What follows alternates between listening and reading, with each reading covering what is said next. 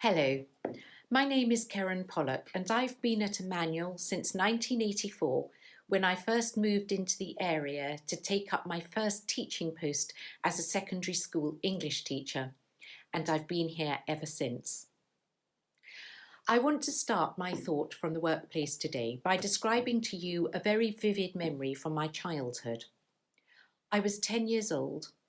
I was playing in my front garden when I suddenly heard the sound of shouting, rapid gunfire, barking dogs and screeching tyres.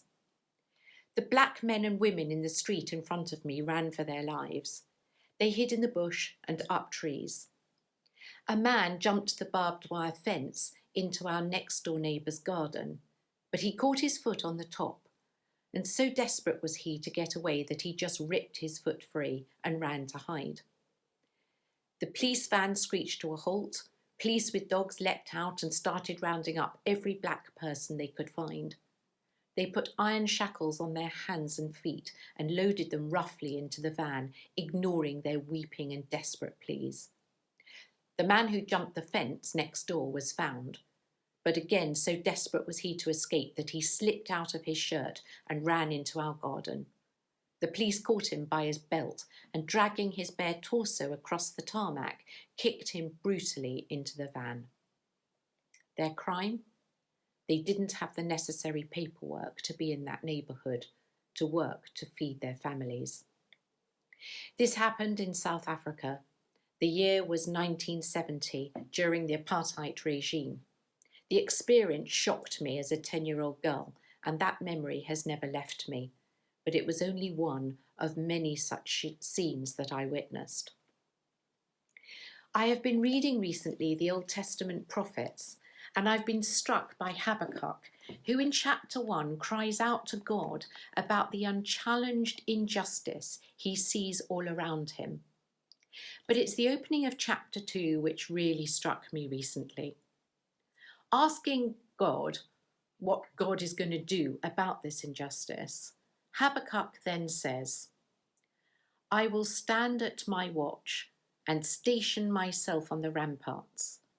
I will look to see what he will say to me." Habakkuk realizes that it is he who will be used by God to do God's will.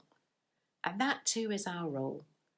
God uses us to bring about his will on earth as it is done in heaven, in a way demonstrated by Jesus, a way of love, a way of service and humility. Thank God that we don't live under the clear and obvious oppression of apartheid, but we should not for that reason be complacent. Discrimination, whether large or small, will be perpetuated unless we oppose it. I now work in school management.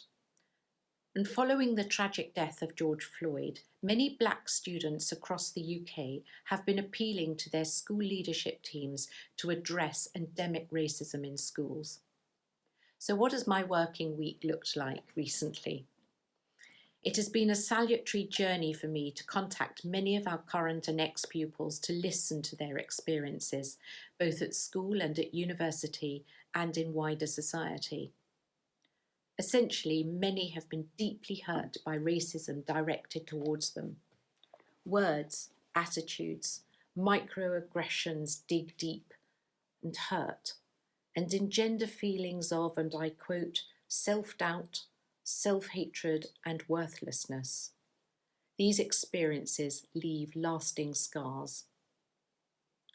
Wherever we are, whatever our watch, we have responsibility to ensure that we are listening for, sensitive to, and stand up for those who are oppressed.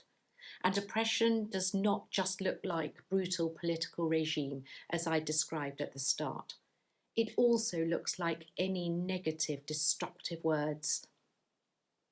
God calls us first not to speak hurtful and damaging words to others. Secondly, God calls us to speak words of confession and repentance. Thirdly, God calls us to speak words of life and restoration and of forgiveness, words that build each other up. My watch, to use Habakkuk's expression, is at the school where I work. Where is your watch? May God bless you as you stand at your watch. May God bless you as you listen for his voice and speak words of healing and of life. Thank you for listening.